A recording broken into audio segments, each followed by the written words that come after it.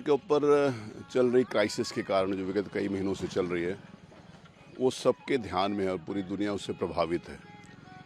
बहुत सारे जो डेवलप्ड कंट्रीज़ हैं वहाँ पर पेट्रोल और डीजल के दाम बहुत पहले ही लगभग 2 गुना से बढ़ गए थे, लेकिन हमारे देश के यशस्वी प्रधानमंत्री आदरणीय मोदी जी की इकोनॉमिक पॉलिसीज़ ने उसको कंट्रोल में रखा।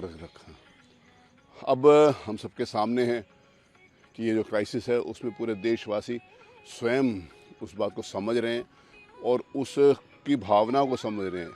और पेट्रोल और डीजल के लिए तो पहले भी ये एक्ट में निर्णय किया गया है कि जैसे जैसे पेट्रोल डीजल के दाम बढ़ेंगे या घटेंगे, कंपनियां अपने आप उसको बढ़ा देंगी और घटा देंगी। लेकिन पिछले दिनों क्रूड के दाम इतने बढ़ने के बाद भी इस देश में दाम नहीं बढ़े थे।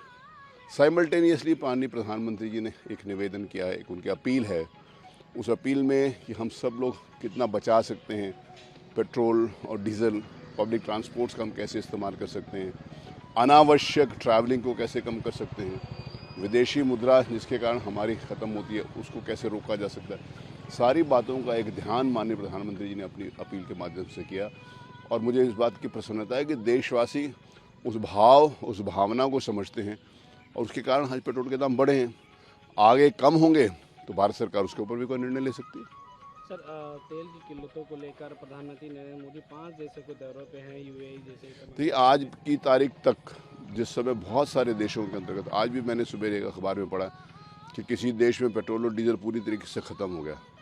अभी तक तो किसी भी प्रकार की कोई किल्लत पेट्रोल और डीजल की हमारे देश में देखने को नहीं मिली और मुझे विश्वास है कि सक्षम प्रधानमंत्री के सक्षम नेतृत्व के अंतर्गत ये देश इस कठिनाई से उभरेगा और फिर एक बार विश्व के सामने ये मिसाल पेश करेगा कि जो कुछ हमारे देशवासी कर सकते हैं हमारे प्रधानमंत्री के नेतृत्व में, शायद ये दूसरे देशों के लिए करना कठिन होगा और उसमें प्रत्येक देशवासी का योगदान था, है और विश्वास के साथ रहेगा।